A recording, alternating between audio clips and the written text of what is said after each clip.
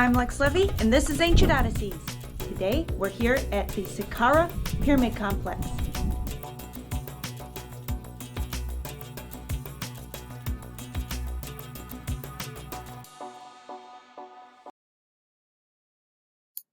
Let's explore the Saqqara Pyramid Complex. In today's expedition, we will travel the causeway of the Pyramid of Wanis.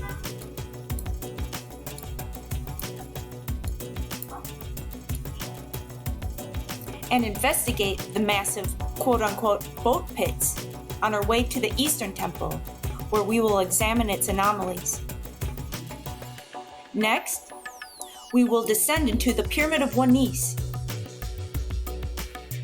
where we will study the pyramid texts inscribed on its walls and inspect the gray wick container in its primary chamber. Then, we will journey into the mastabas of King Wanis' son and vizier, and other royal officials such as Mehu and Ptahhotep.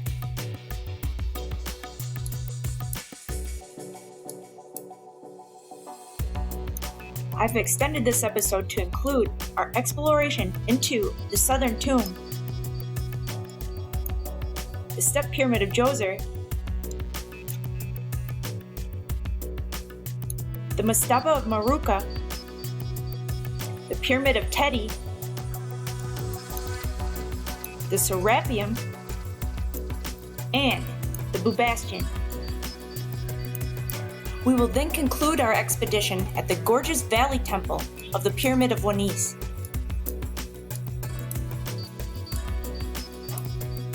I hope you enjoy our adventure. Now let's go. The location of the Wanis pyramid meant that a lengthy causeway was required, approaching approximately 720 meters. Its route followed a part of an old wadi, and apparently, earlier structures which stood in its way were demolished and used to construct the causeway. The causeway connects the Valley Temple to the Eastern Temple, and its route was redirected 3 times, originally connecting to the step pyramid of Djoser here. The route of the causeway meanders somewhat. It leaves the pyramid temple at a slight angle, and then as it enters the dry moat, it changes direction to the southeast, and it is here at this bend that we find 2 quote-unquote boat pits running east to west parallel to the causeway.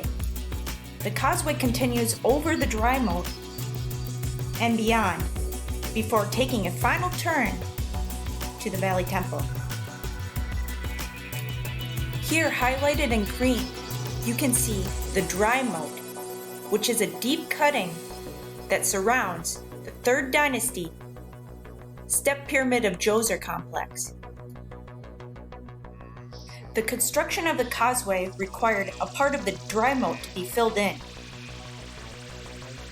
This is an excellent diagram showing some of the subterranean structures,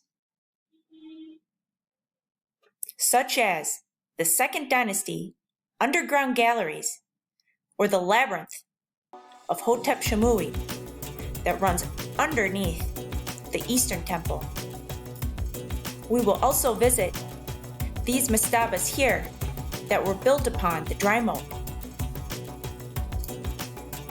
This image here, prepared by my team members at the Asida project, shows this deep trench or dry moat cutting on the northern face of the Pyramid of Wanis, which was likely once filled with water.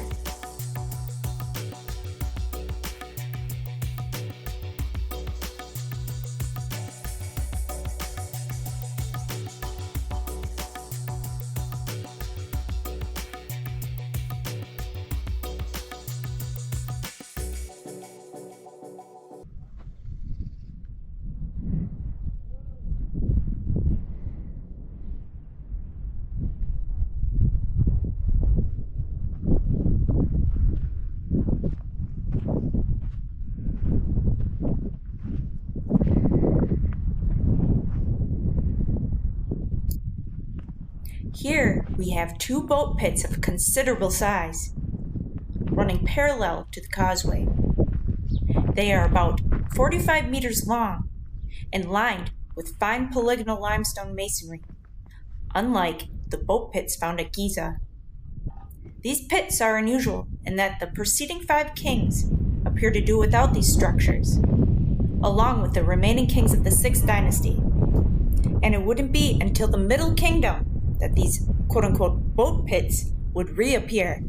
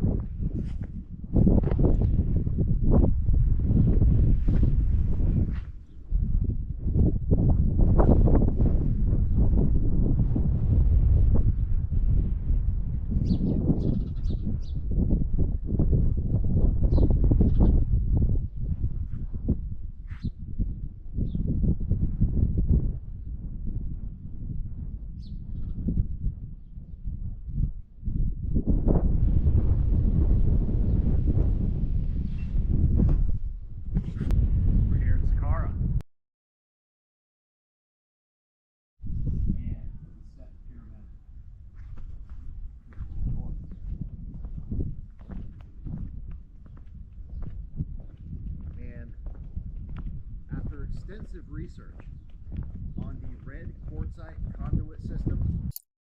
Upon reviewing this footage, I noticed there are 2 openings here. Perhaps this allowed water from the moat to fill the structure. At the pyramid of Djoser and Abu Sir, I began to realize that there may have been an alternative function in the conduit system falling into the white calcite crystal in the eastern temple adjacent to the pyramid. Today, we're going to have a look. Document the differences between the two systems, and I will provide justification for the new conclusion that I've come to regarding the function of the conduit system here at the Pyramid of Wadis. Really excited to be back in Saqqara today.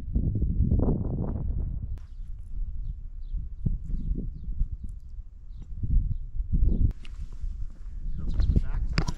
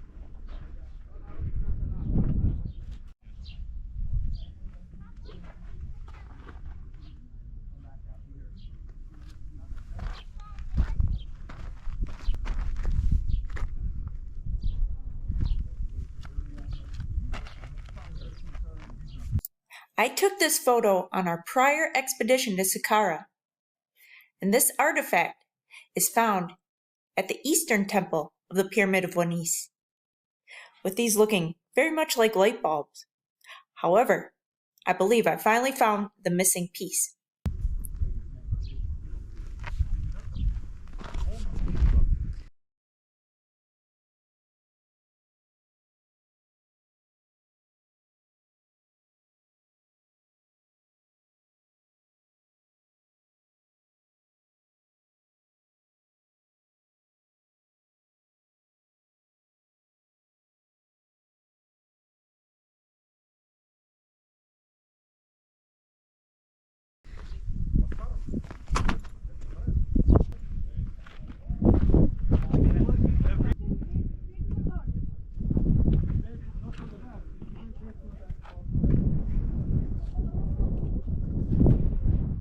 Now, I will decipher the hieroglyphs that are carved into the red granite entrance of the eastern temple of the Pyramid of Wanis. I will leverage the conventional interpretations. It appears we have a royal titulary. Starting at the top, there is a portion of a serac, which is a rectangular enclosure representing a niched or gate facade of a palace. I believe that this would have been the Horus title, and the Horus falcon would have been perched on top of the serac. But this top portion of the title is missing. Here we see an image of what I call the snake gate, and I find the symbolism very interesting. The conventional symbolism of this Horus title expresses a close relationship between the earthly power of the king, the palace, and the divine power of the celestial god Horus, the falcon who, from high above, oversees the entire country and can strike at any prey below. Next, we have a prenomen representing a papyrus plant and a bee. This is read as Ensu Biti, meaning one of the bee, one of the sedge, and symbolizing the king of Upper and Lower Egypt, with the papyrus stalk being Upper Egypt and the bee being Lower Egypt. I believe the bee symbolizes industry, which is appropriate regarding the industrial-scale chemical manufacturing of Lower Egypt, as theorized by my husband, Geoffrey Drum, at the Land of Chem. I suspect there is a connection to the beehive symbolism in Freemasonry.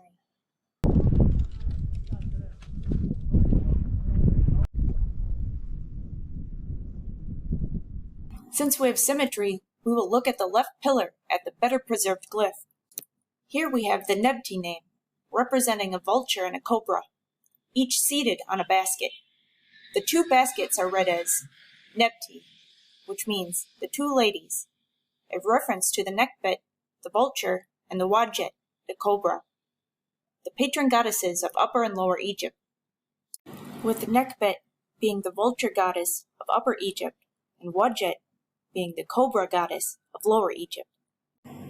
You find the vulture and the cobra adorning the pharaoh's headdress in later dynasties as the uraeus, meaning supreme power. Now we have a cartouche for the birth name or nomen of the king. The hair is Un or Wun. The water is En. The reed is I or I, and the draped cloth is S for Unas or Wanis. Following the cartouche, we have an Ankh, meaning eternal life, and this pyramid or flame, meaning to give or present, and the basket, meaning lordship or authority of the king. It can be read as eternal life is given to the king. Next, we have the Waz scepter, meaning serenity and dominion, also meaning fine gold, and the Jed pillar, meaning stability. It can be read as power and stability of the king. I believe this pillared entrance originally was a door frame, and I think I located the lintel piece and another fragment of the frame, both found near the pyramid. This is the artifact I believe to be the lintel piece. You can see there is a cartouche of Unas and the horizontal hieroglyphs. And here's a fragment with a cartouche stating Unas, son of Re. We will examine these shortly and perform a secondary investigation on our next expedition. Now, let's cross the threshold of the temple and explore.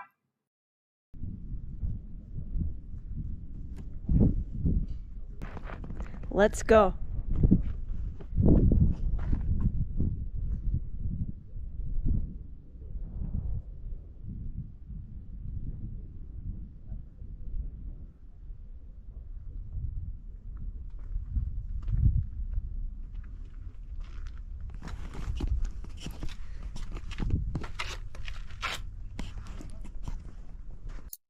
Wanis is often described as the last king of the 5th dynasty.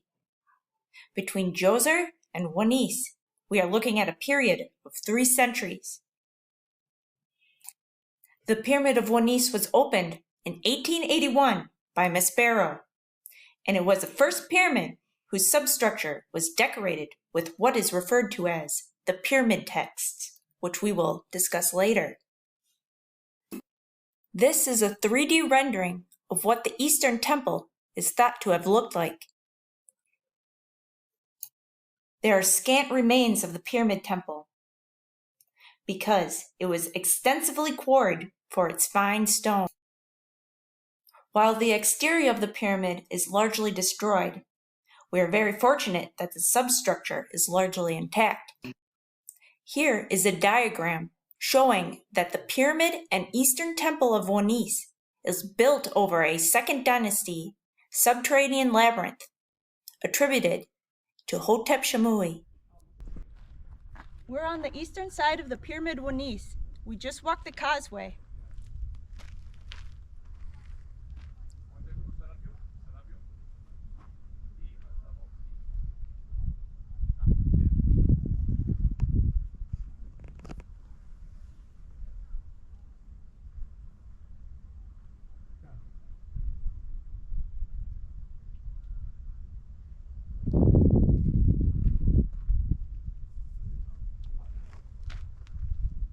Now let's explore some of the surrounding structures and geology.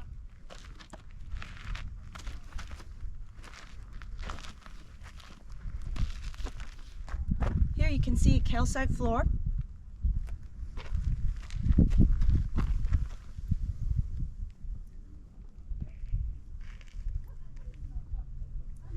Strange botryoidal morphology.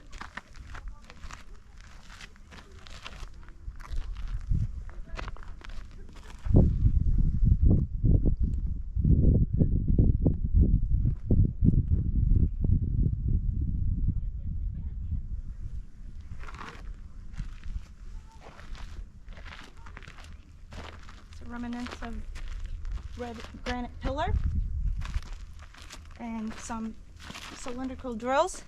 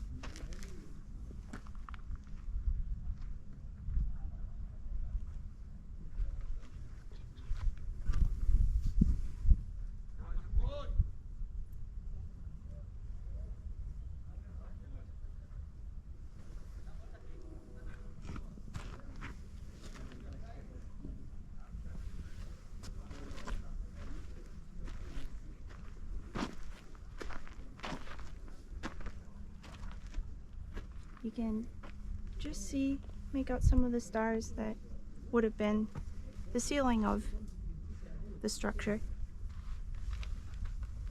Most likely painted with Egyptian blue.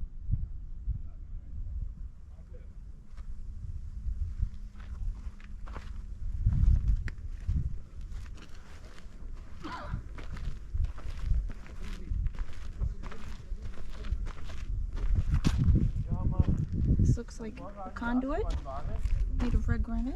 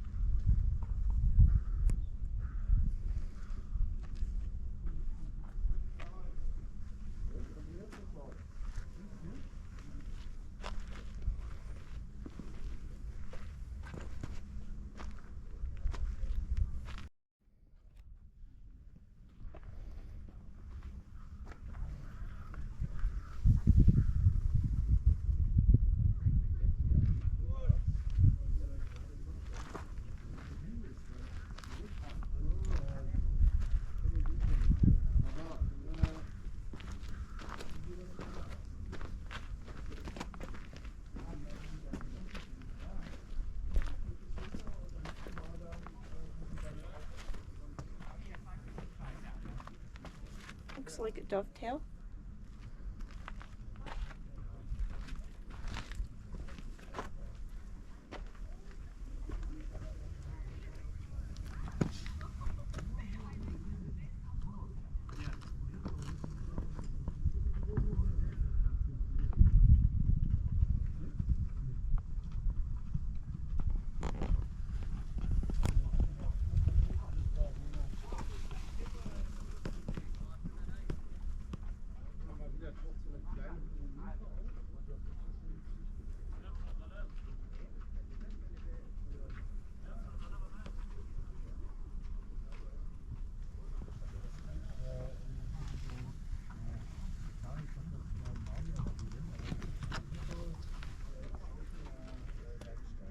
Now, it's a misconception that pyramids were built with precisely measured uniform stones, but you can see the internal was filled with rubble.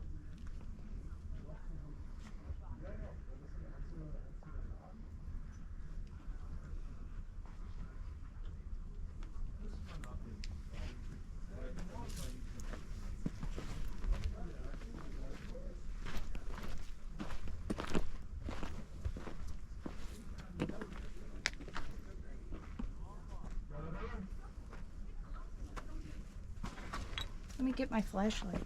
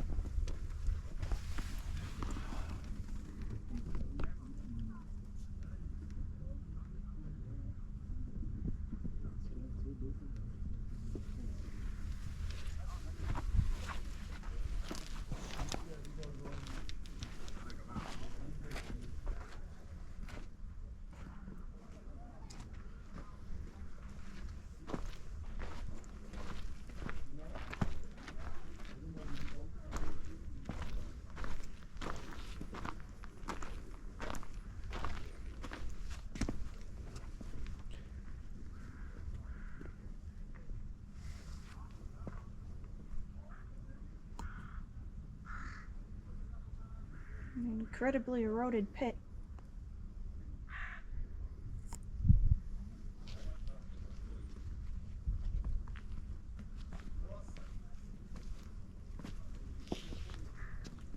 Here you can see some of the casing stones that remain.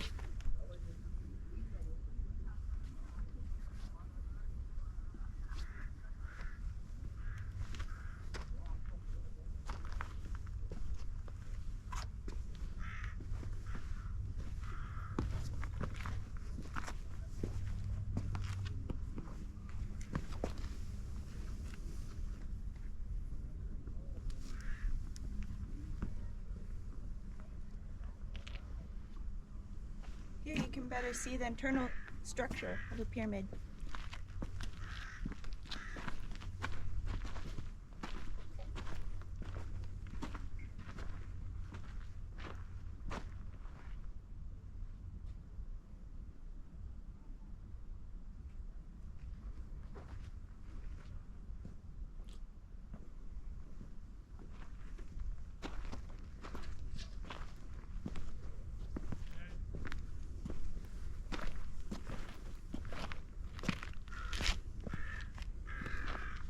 Some more incredibly eroded pits.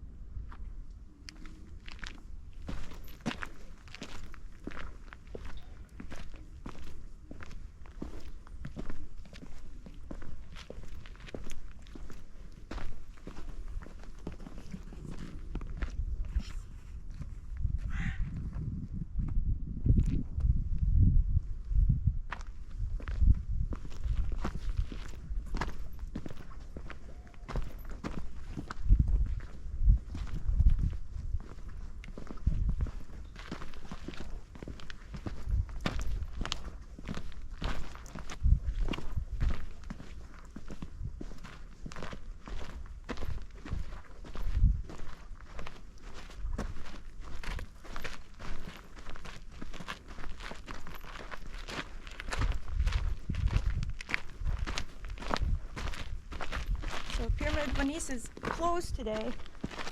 Otherwise we'd go inside and explore. The primary chamber has the entire Book of the Dead written on its walls.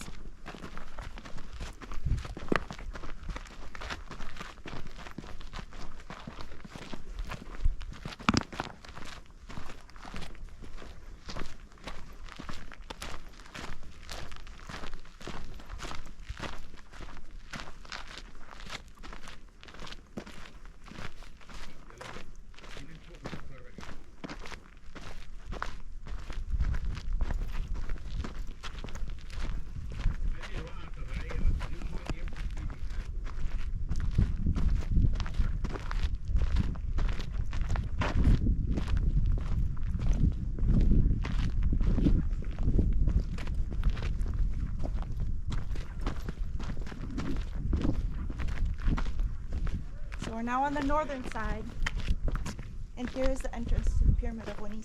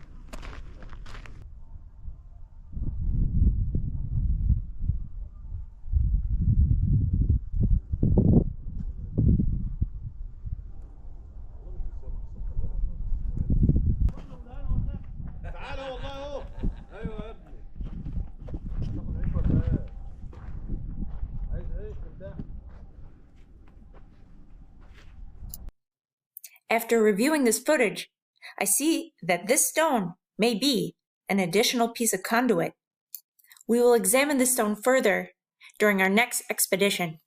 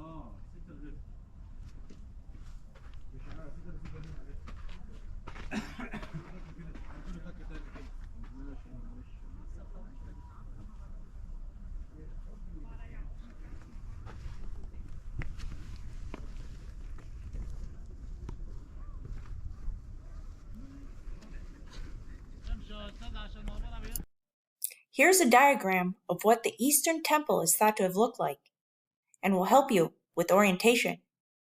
I'm standing approximately here at the stairs to the temple roof, and to the southwest are the remnants of a satellite pyramid. Where there is white, it is thought that there was alabaster pavement. The pink represents red granite masonry. These three large structures, highlighted in red, are representing quote-unquote Persian shafts.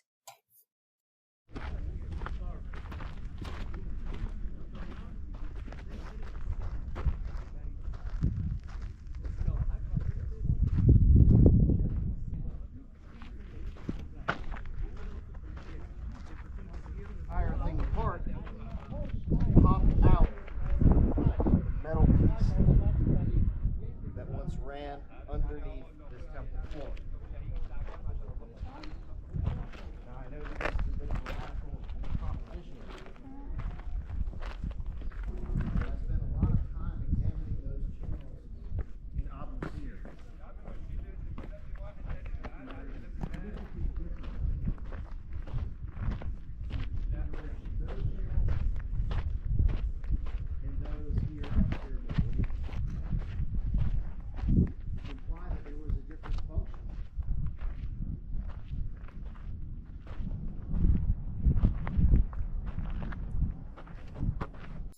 We just examined these alabaster or calcite crystal conduit pieces, and we are standing approximately here. Be sure to watch my husband, Jeffrey Drum, at the Land of Chem, his Sunday Site Visit 53 episode, where he discusses the crystal conduit and acoustic amplification chambers in Saqqara.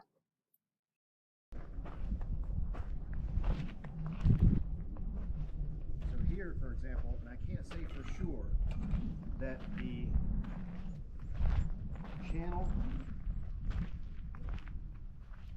you can see here in this piece of red granite, I cannot say for sure what this was originally a part of.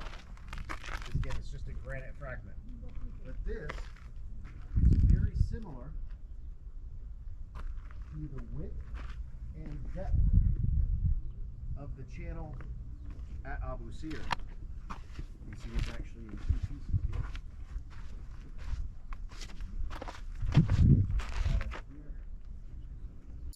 And now for a preview of our new and powerful technology that will be a great help to us in our research.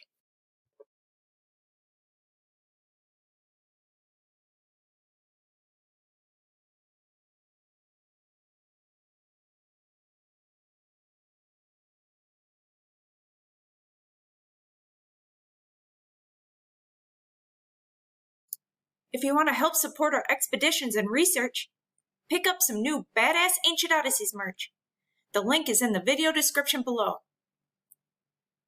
Fitted tees, stickers, shorts, and explorer packs are now available. Thank you all very much.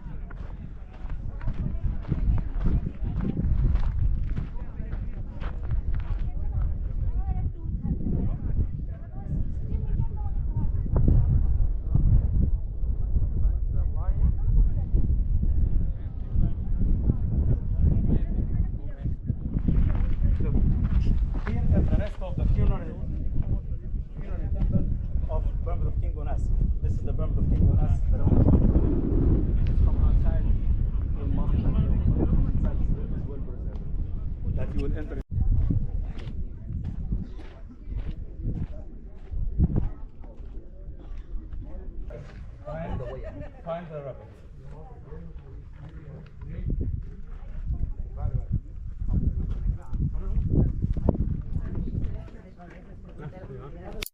Here is the layout of the Pyramid of Wanis. We enter on the northern face.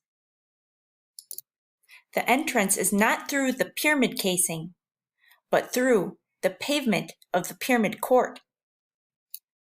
It is in a similar manner to what we see in his predecessor's pyramid, Djedkari Isesi. It would seem unlikely to be a security design to thwart robbers, as the location was well marked by a chapel being built over the location. This is what the chapel is thought to have looked like. As we descend, you will see the red granite belt here. Next, we will travel through the vestibule and through the portcullis system. We begin to see pyramid text approximately here. The walls of the antechamber, number 4, and number 6 of the primary chamber are covered in pyramid text. Highlighted green are the 3 monolithic alabaster facades. Number 7 is the Greywick container, and number 5 are the acoustic amplification chambers. This is a diagram of the entrance, descending passage, vestibule, and portcullis system. The pink is representing red granite.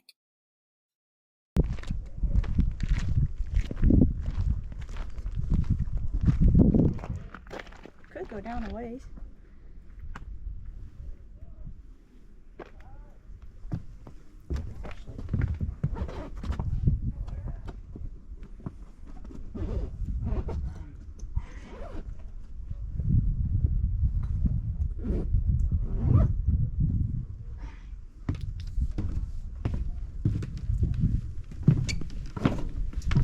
go.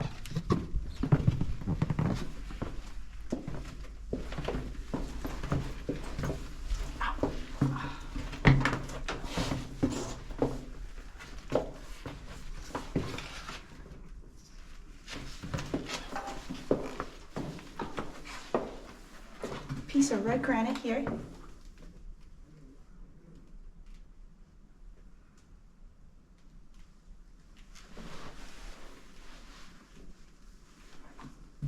Limestone.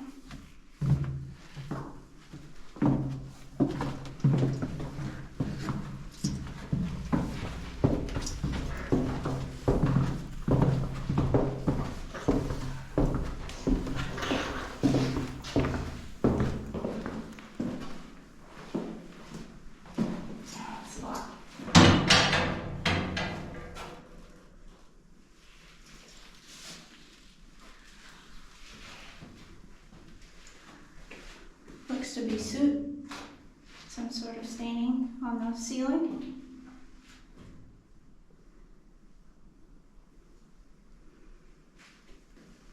Pretty cool to be in here by ourselves.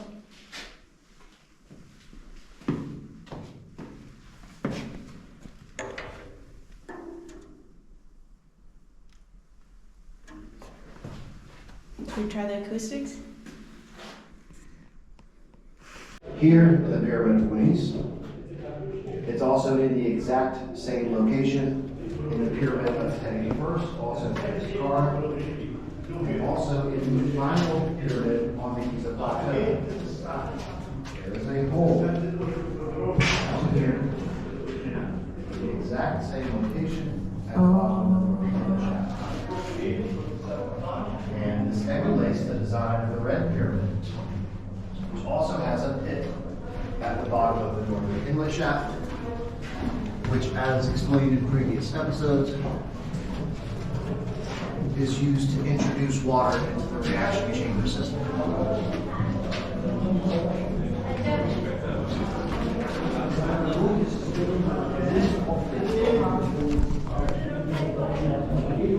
We're currently in the portcullis system right now. There's a series of 3.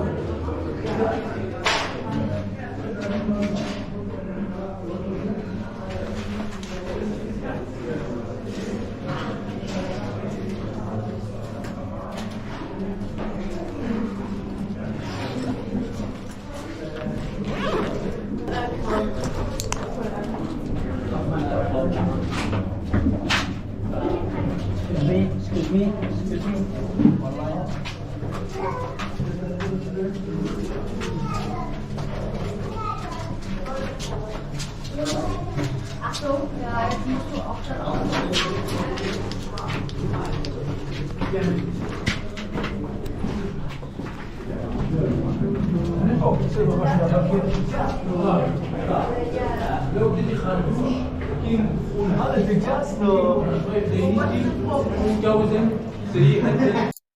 We are now in the antechamber, and you can see its walls are adorned with pyramid texts.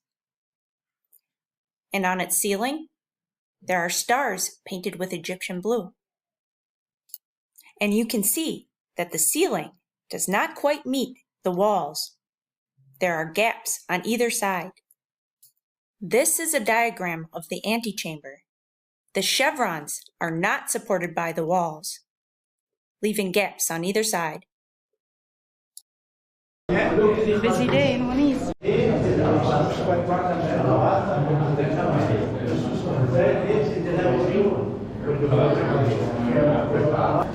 I'm Levy, and this is Ancient Odysseys. Today we're here in the Pyramid of Muniz, and we're examining the pyramid texts. The pyramid texts are Old Kingdom funerary texts and are the earliest known corpus of ancient Egyptian religious texts. They are carved into the subterranean walls of the pyramids of Saqqara, first appearing in the 5th dynasty Pyramid of Muniz. Unlike the funerary texts of the Book of the Dead or the Book of Coming Forth by Day, these texts were reserved for the elite only and were not illustrated. The spells and utterances of the pyramid texts are believed to contain rituals, such as the opening of the mouth ceremony and offerings to the gods, essentially a formulae or instruction manual to assist the spirit through the transition into the afterlife.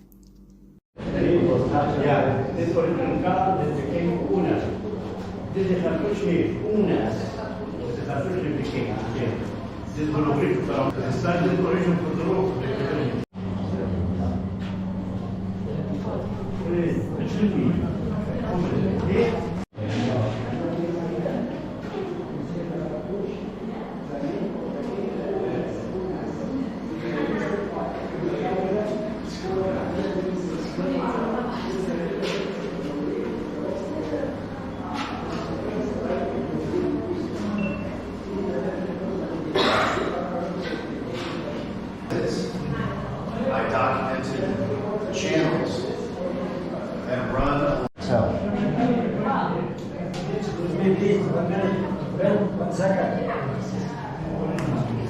You'll see here, particularly, how blackened the upper portion up here is very, very blackened and stained. That's not the original color of the painting itself.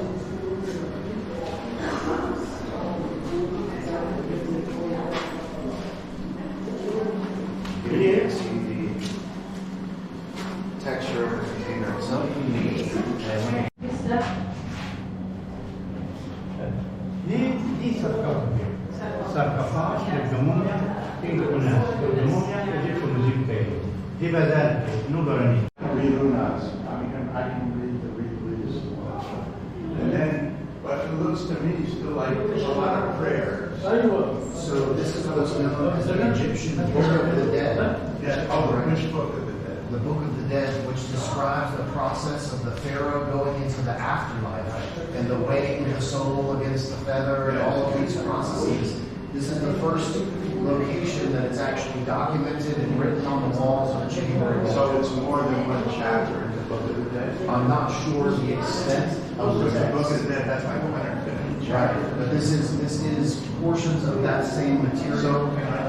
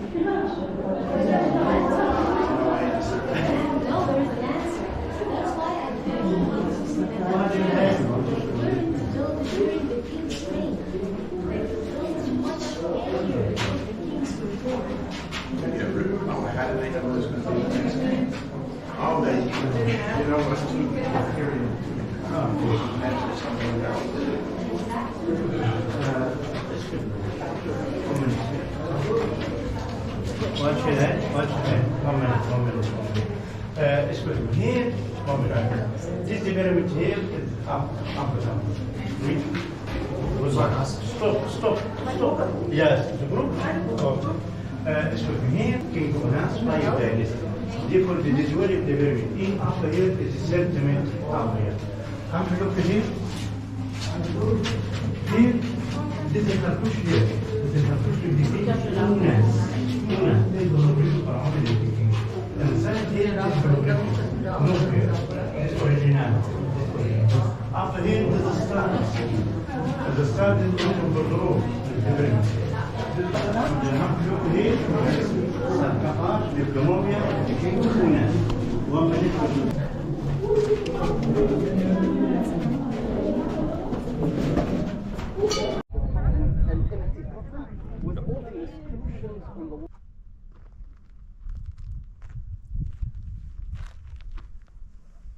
Now follow me as we walk towards the Pyramid of Djoser.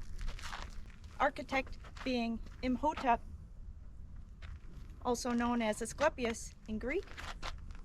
He was a sage, magician,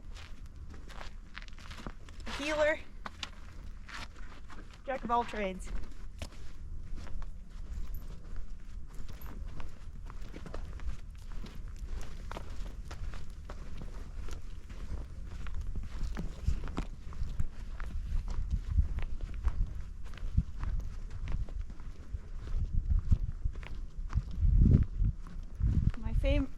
My favorite creature, the camel.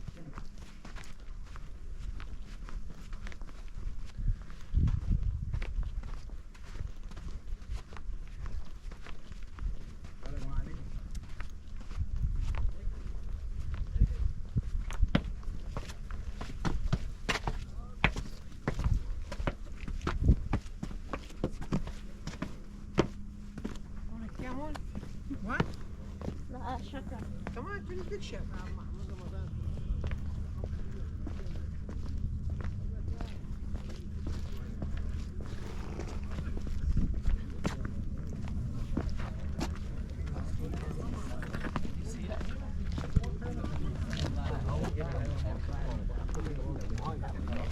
Looks like they're filming something today.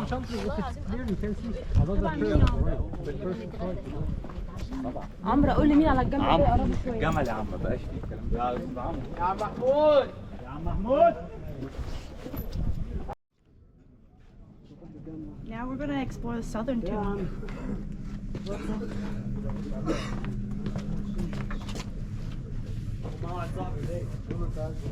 gonna travel through the bedrock.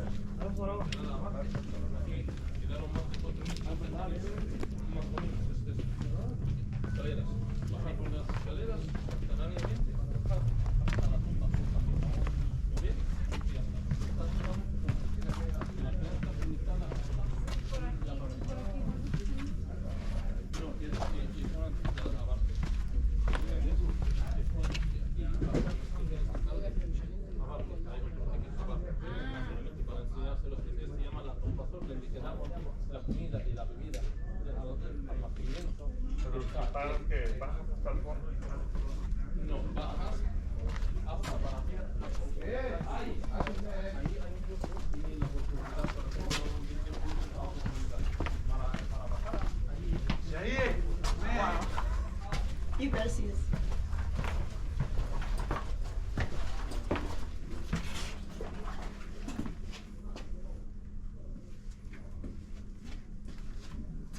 Looks like it can be opened.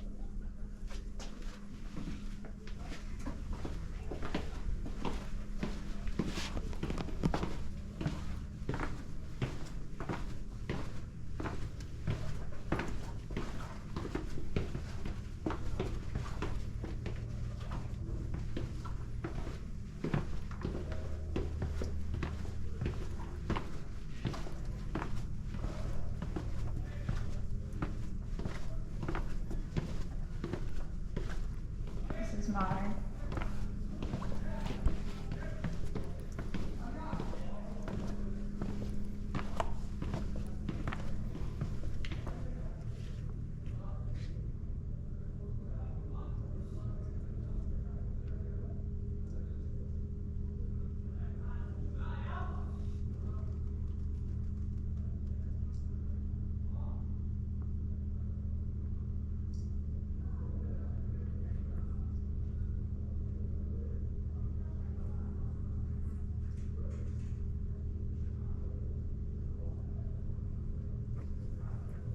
All of this for a tomb? Doesn't look like a tomb to me.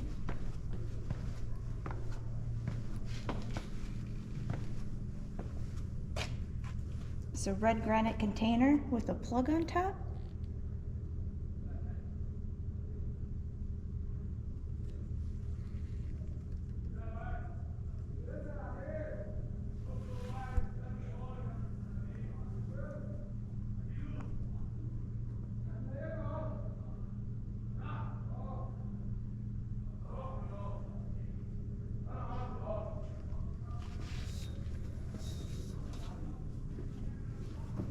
Pretty amazing. We have it all to ourselves right now.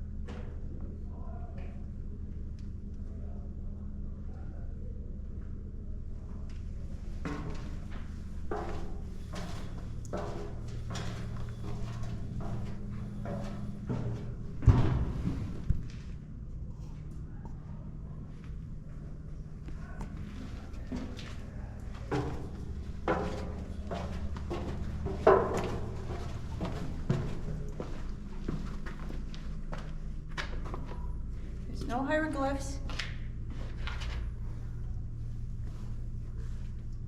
The construction of this container is crude. It looks like it has been jostled.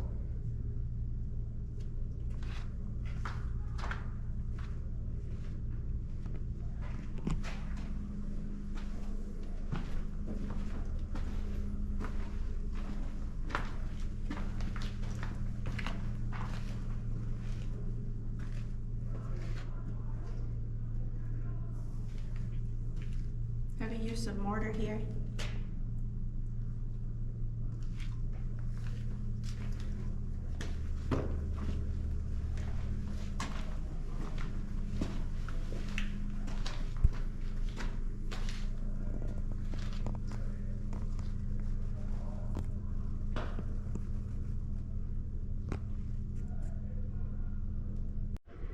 Alright, it looks like they left this door open, so we're gonna see what's inside.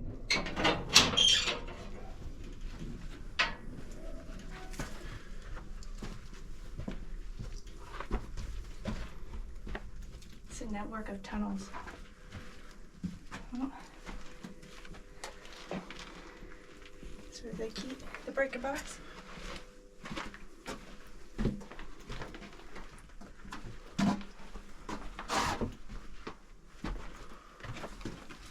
Dead end here.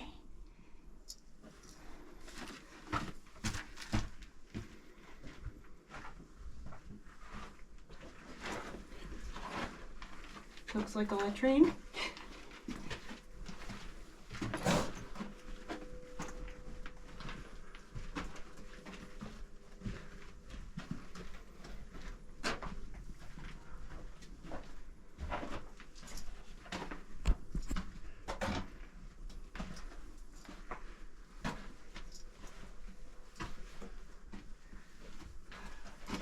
Take a look at these. They don't quite look like stars, do they?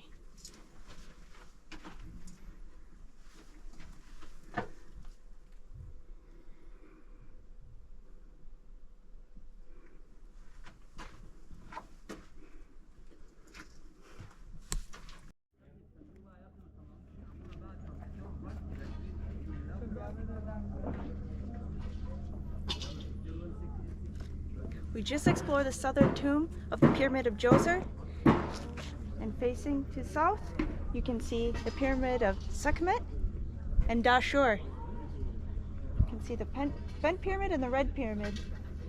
And here's Wanis.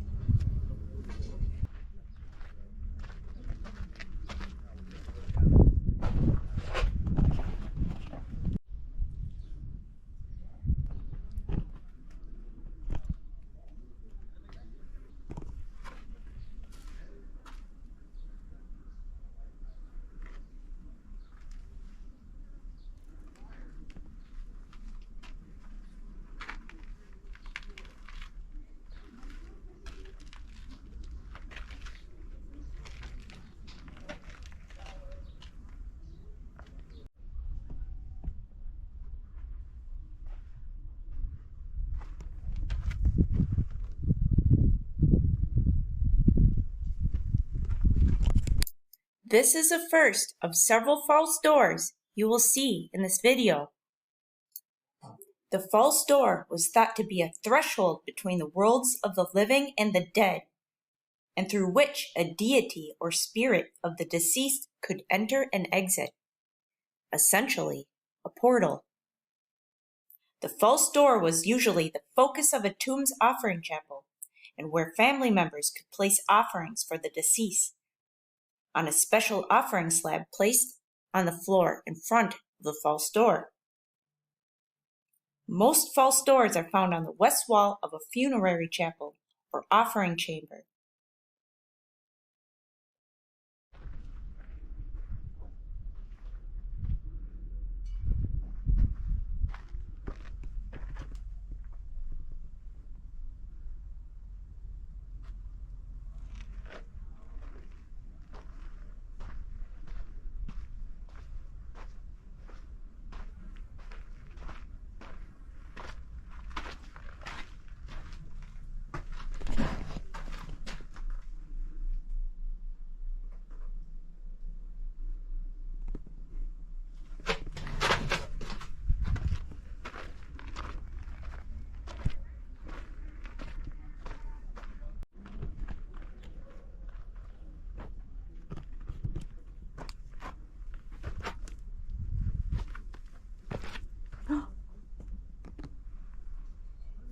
in here?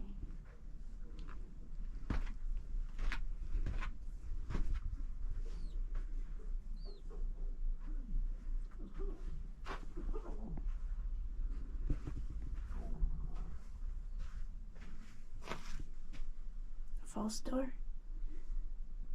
facing the west.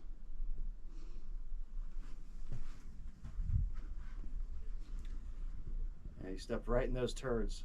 And then, Oh! Well, it's part of exploration.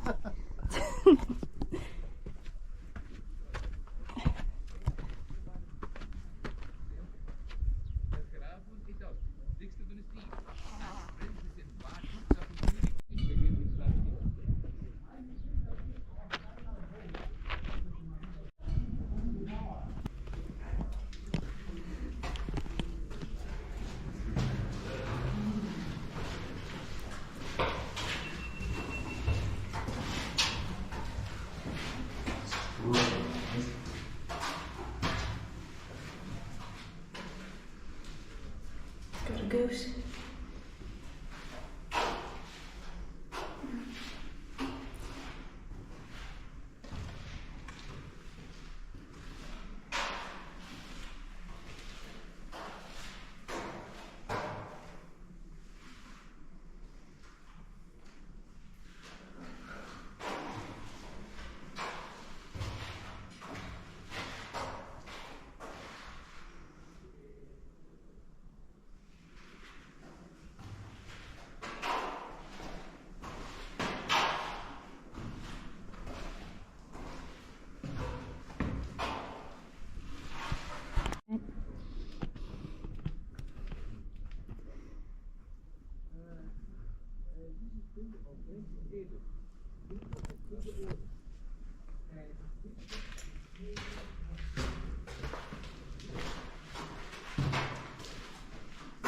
These are all the tombs of the high ups.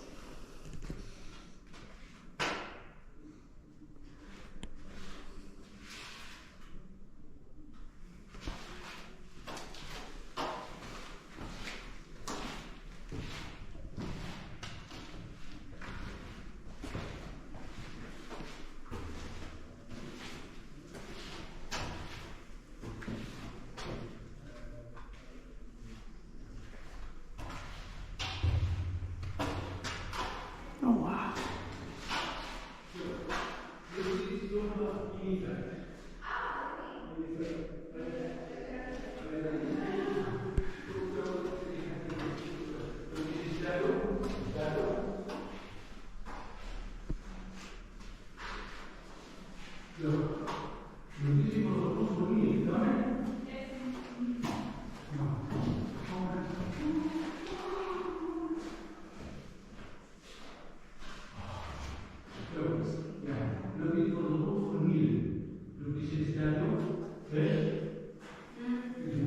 Lots of food out there.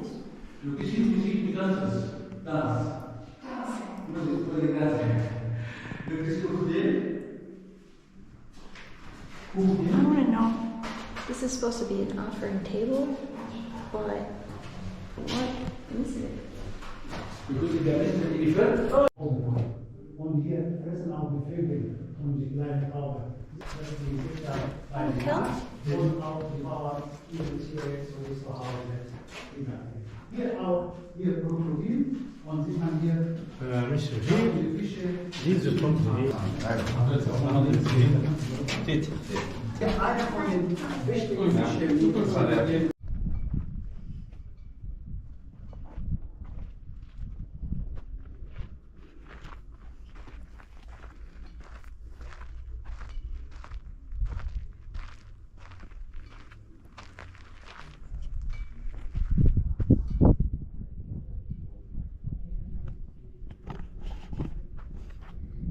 Let's go.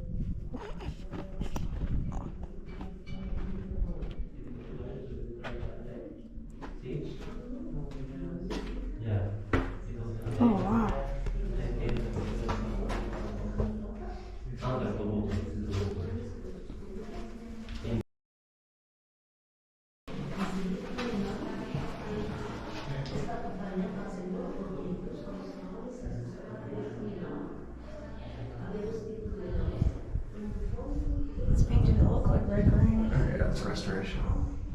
smells really bad.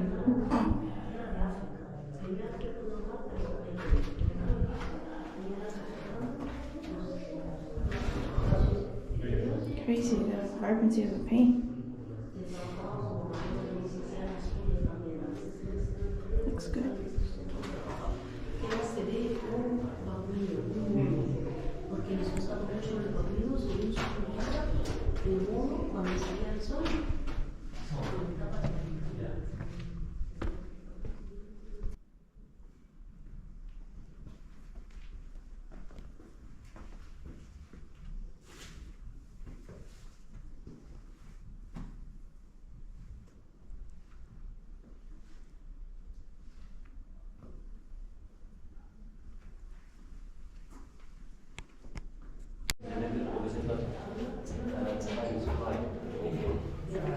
We would like to see something different.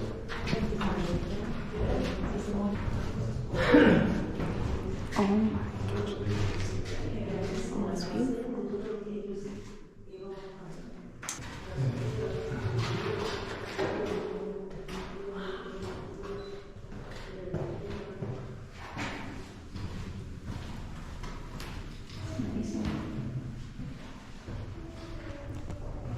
I've never seen it decorated full story like this.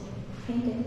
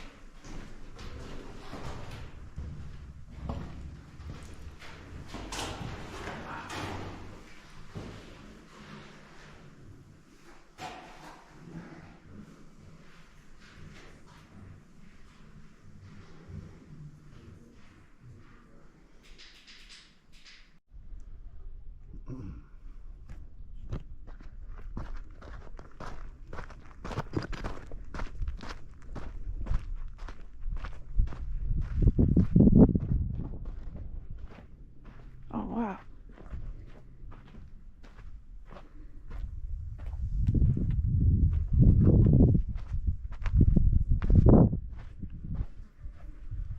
Pew. Smells like something died in there.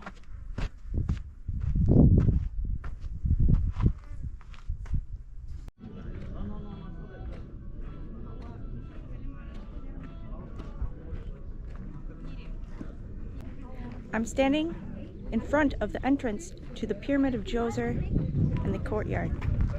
Let's take a look.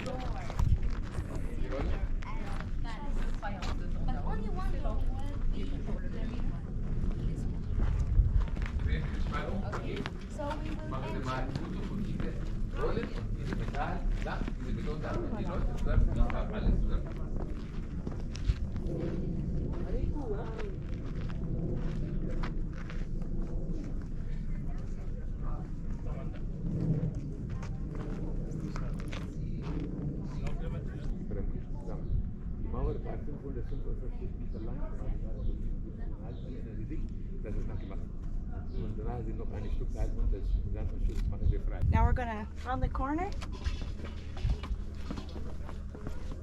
and walk around the step pyramid now.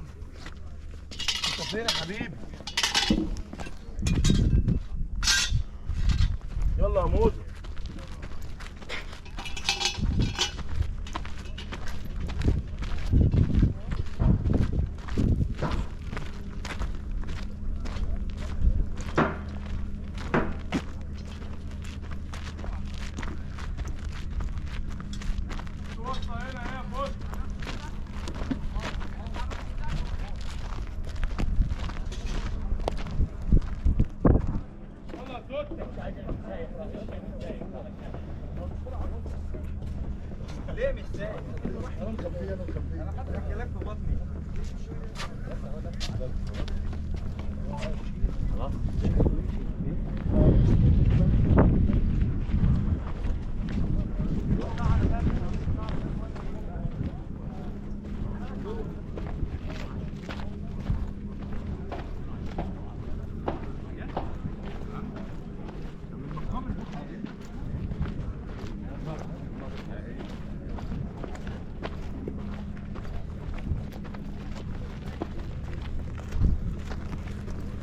the six-tiered pyramid of Djoser has been revised several times throughout the course of history.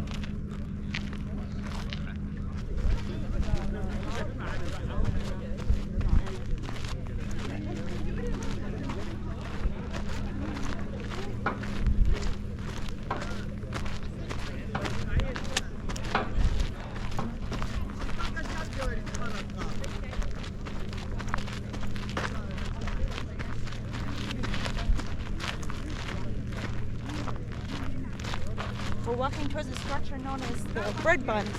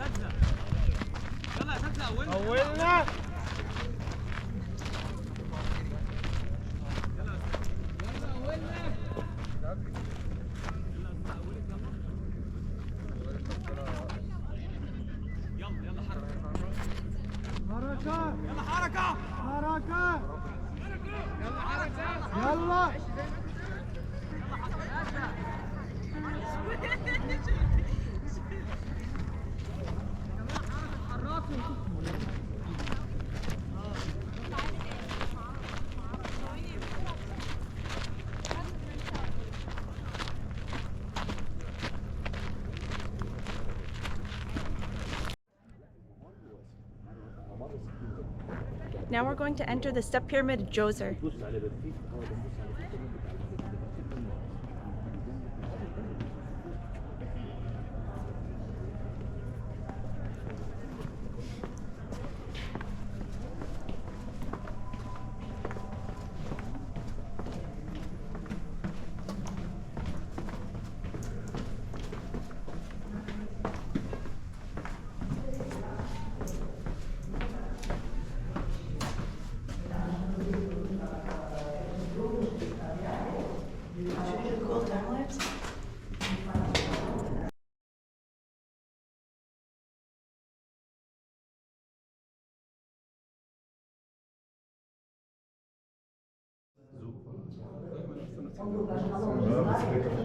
Конечно, они долгое время это было закрыто, понимаешь, есть вещи, которые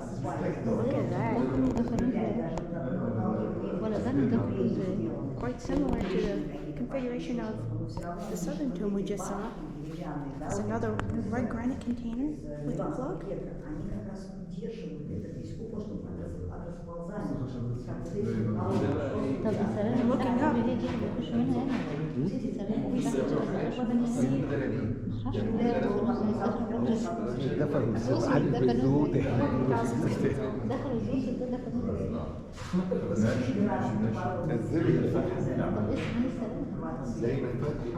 مين اللي وصلنا هنا؟ يعني تابوت تحت التجويز ده يقول لك مفيش حوالي تابوت لا بس ده تابوت الكوش اللي بيبقى حواليه ده ذهب ايوه زي خيالي التركه بتاعته كده كده اكيد من اكيد ده راحوا بعد ما وصلوا هنا تحت تحت المباني الحرس فين البتاع ده مين اللي حفر؟ حفر عمل سؤال معلش حد Ceilings appear to be covered in soot.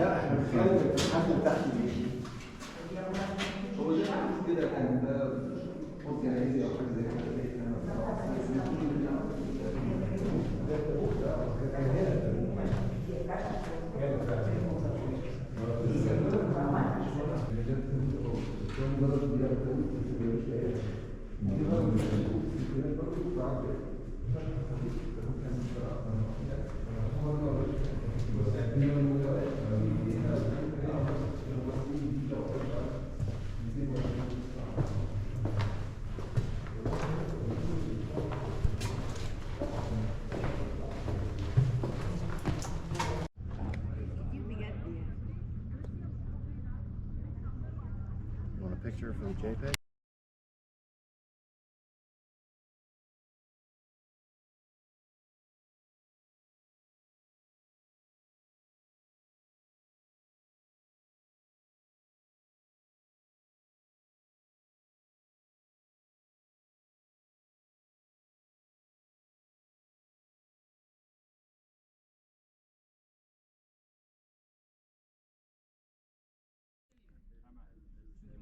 We're standing outside the pyramid of Teti,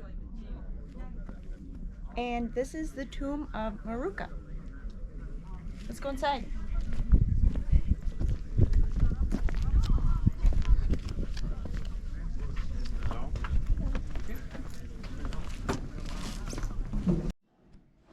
We're now in the Mastaba of Mereruka.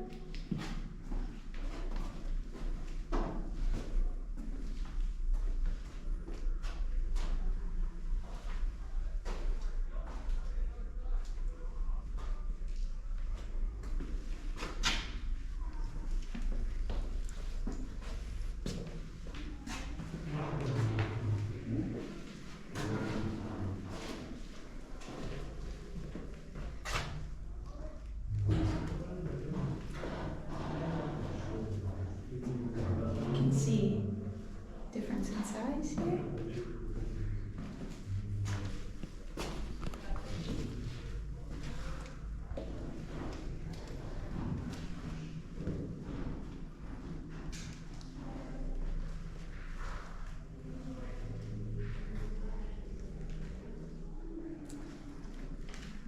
Some of the different pigments.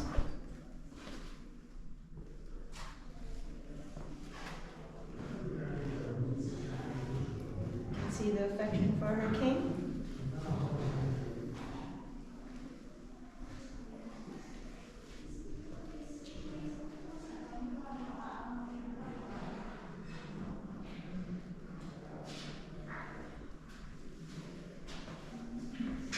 She's smelling a blue lotus here.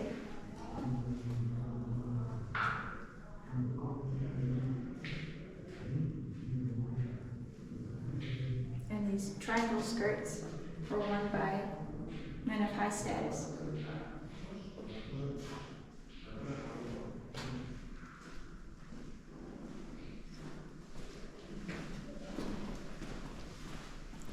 Hey, no video.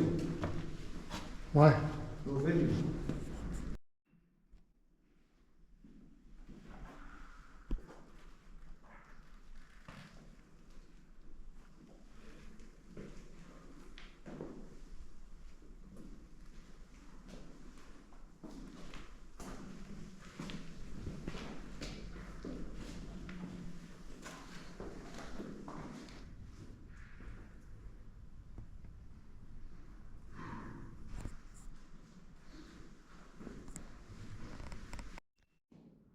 I'm standing in front of a false door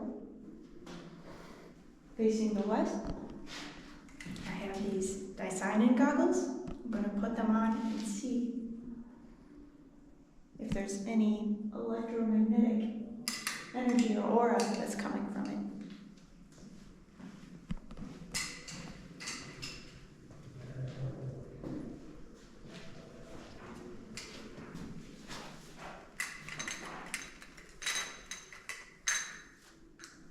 Filipina.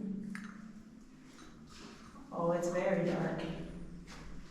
I have the highest intensity lenses in right now, so I can't see much at the moment. I'll let my eyes adjust.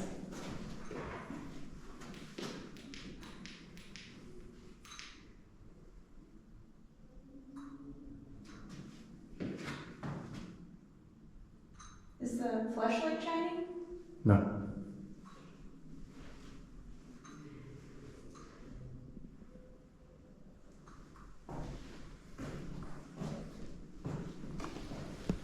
I don't see anything at the moment. Looking at the window, it's very faint. Let's go back. This way? You're glowing a bit.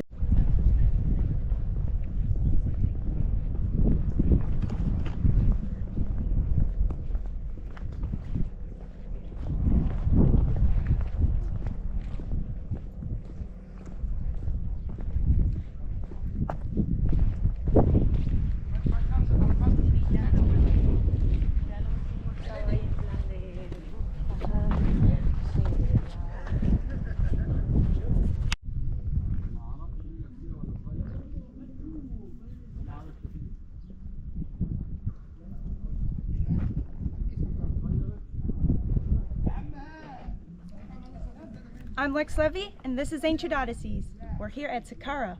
Behind me is the pyramid attributed to Teti I, 6th dynasty.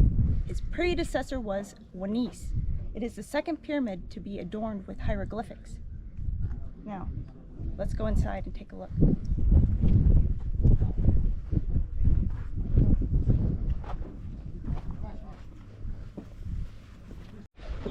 I'm here with my husband Jeffrey Drum from the land of Chem.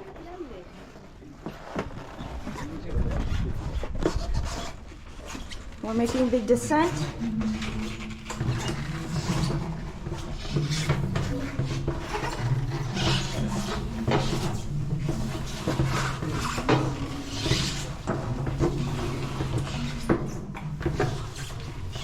The descending chamber is made out of limestone, and we'll see a granite belt up ahead.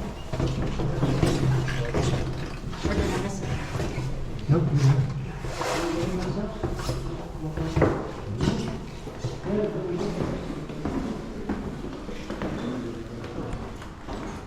Some patchwork here.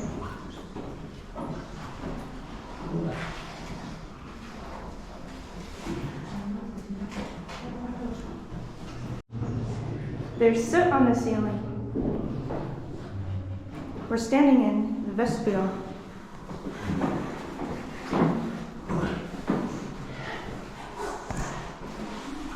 Now we're entering the horizontal passage.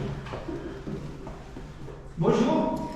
And you'll see the red granite portcullis system ahead. It's been busted through in antiquity. You can see a fragment of one of the portcullis slabs.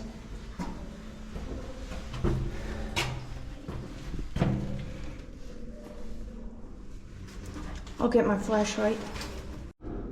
We're here in the red granite portcullis system. You can see that it's been busted through in antiquity. And here is a fragment of one slab of the portcullis system.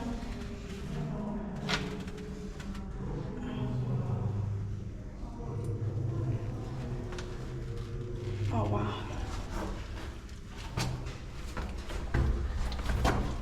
You can see its housing.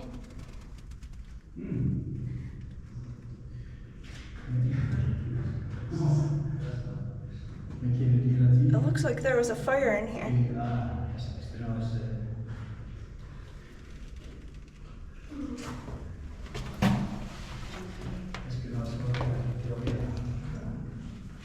There's a series of 3 slabs.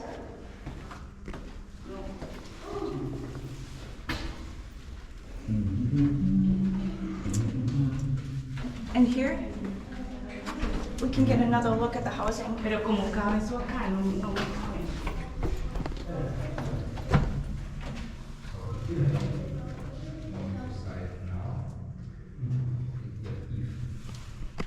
There's been a lot of patchwork here.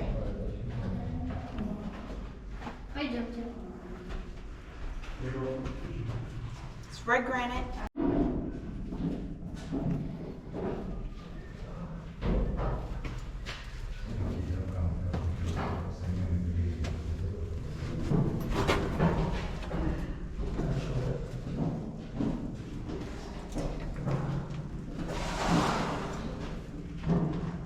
So this is the last in the series of the portcullis system. And now it proceeds until with limestone, and there will be a red granite. Stop here.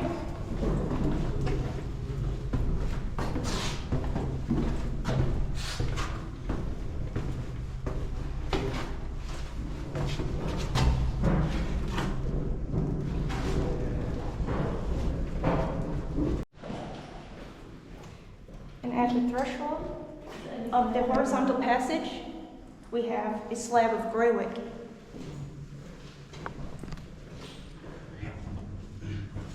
And the rest is red granite. It's a red granite lintel.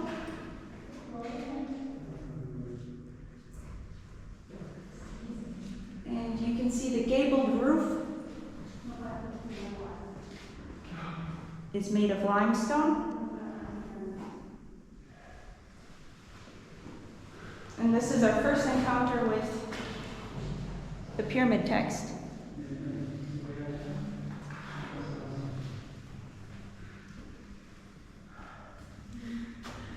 It looks like it was applied on plaster.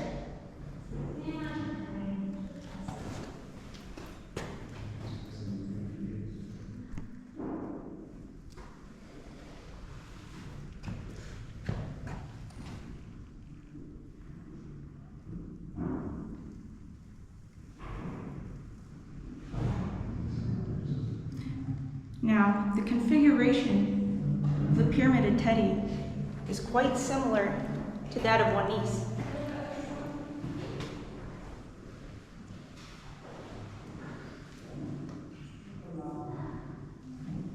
Much of the fine white limestone has been poured away, and you'll see this in the chamber with the magazines.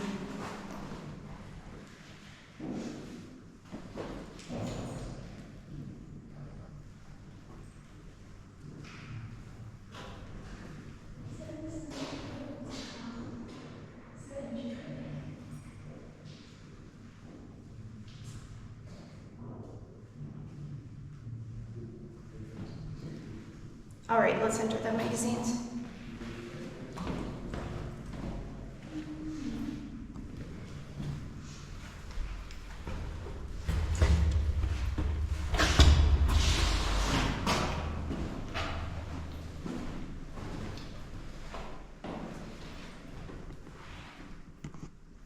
So it's configured in the same way as Wanis. It's resonating chamber. The resonance has been dampened due to this removal of the fine white limestone. There would have been 3 magazines here, partitioned by these 2 walls. You can still hear some of the acoustics.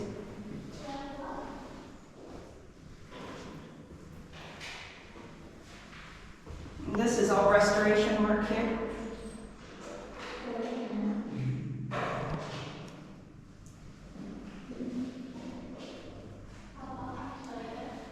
There's no conventional explanation as to the use of this chamber.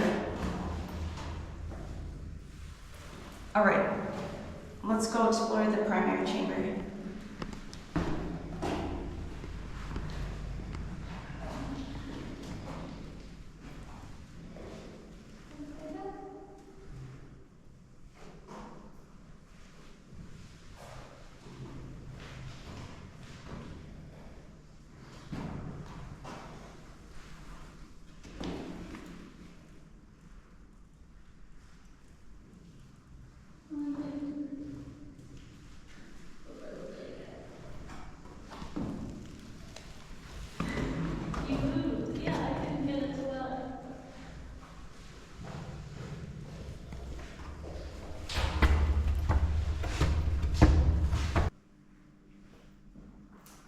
You can see a fragment of the portcullis system here.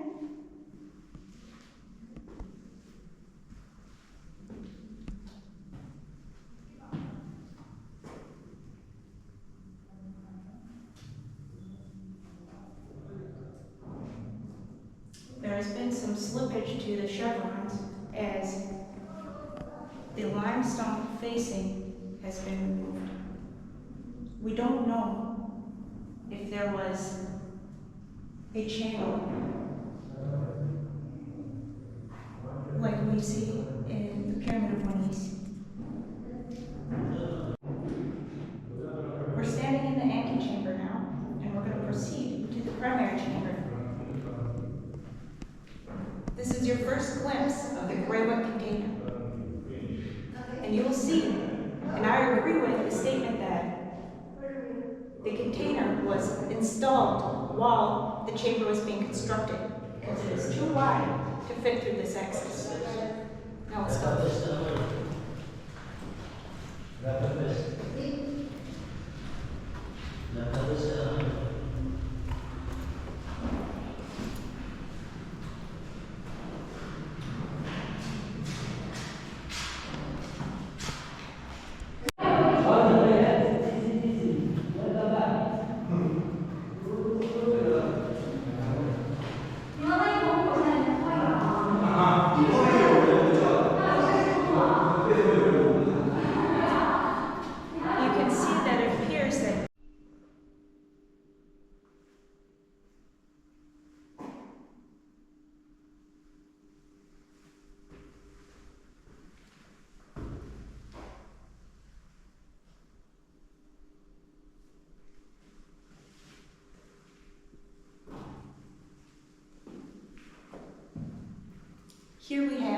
pyramid texts, which are funerary rites to help the soul transition into the next life.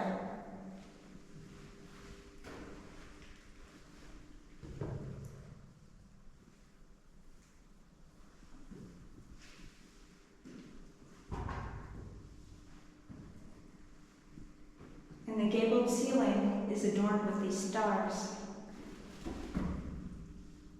And you can still see the grid system in red, this ochre here, and the beginning of some of the stars.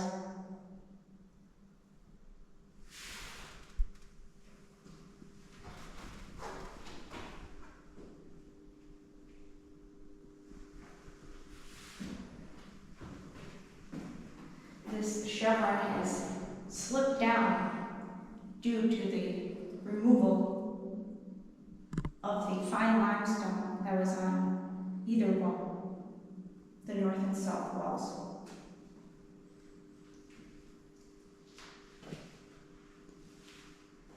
And here we have the gray wood container.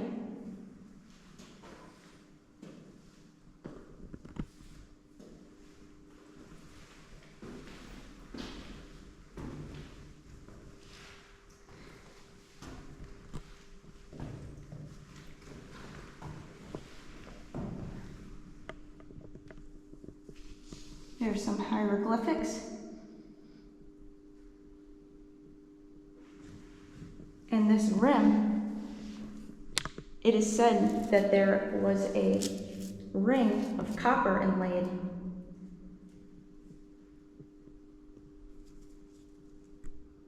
And you can see vertical grooves.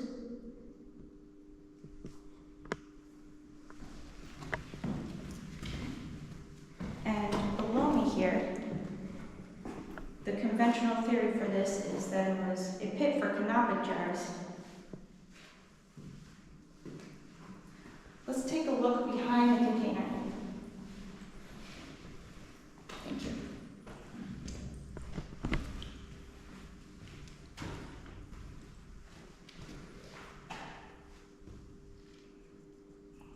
Look at this drip staining here.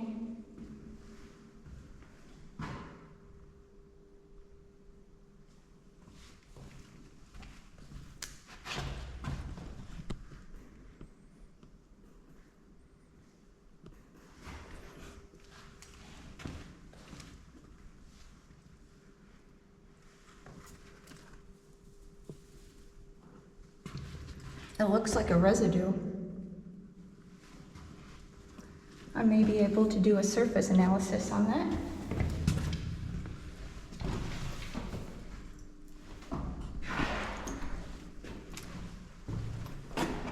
And take a look here. We have a dovetail. This is the first time I've seen this on a container.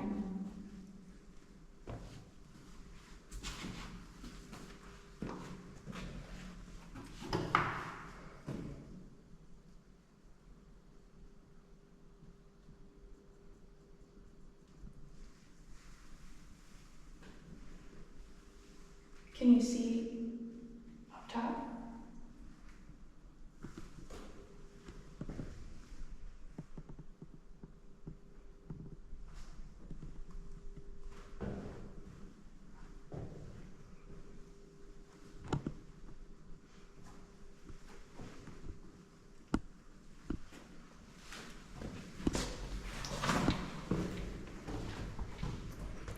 Okay, and here is the second dovetail. Now, this lid would have slid into place and locked at the front. It had to be inserted from the back.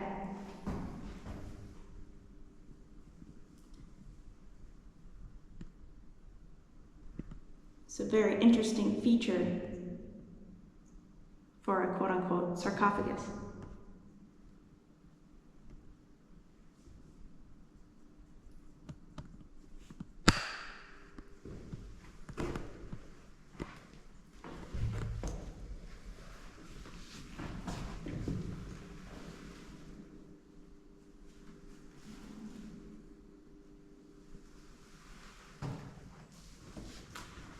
And behind me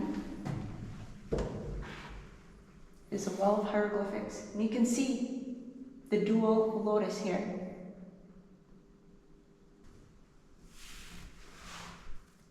Making a toroidal shape.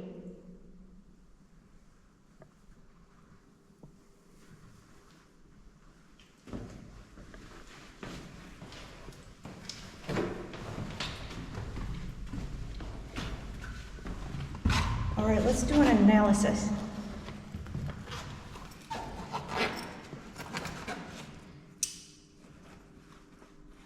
I have a UV light.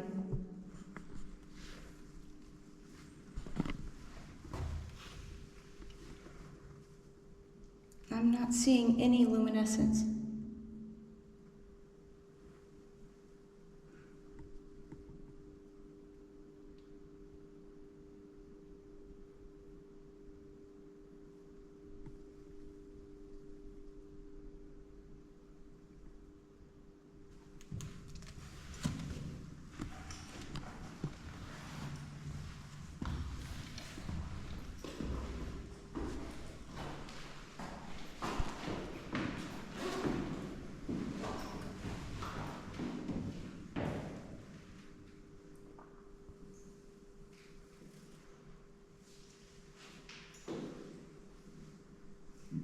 Alright, this concludes our expedition to the Pyramid of Teti.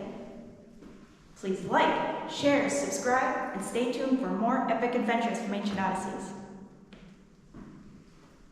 Never stop exploring.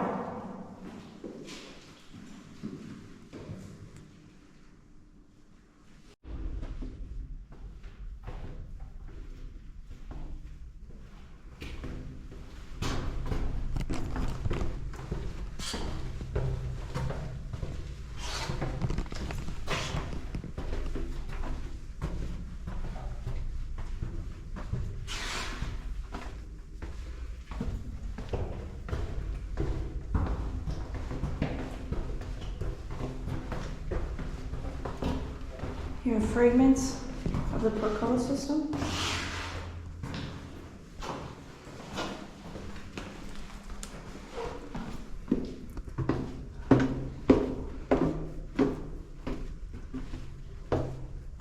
Now we're making the ascent.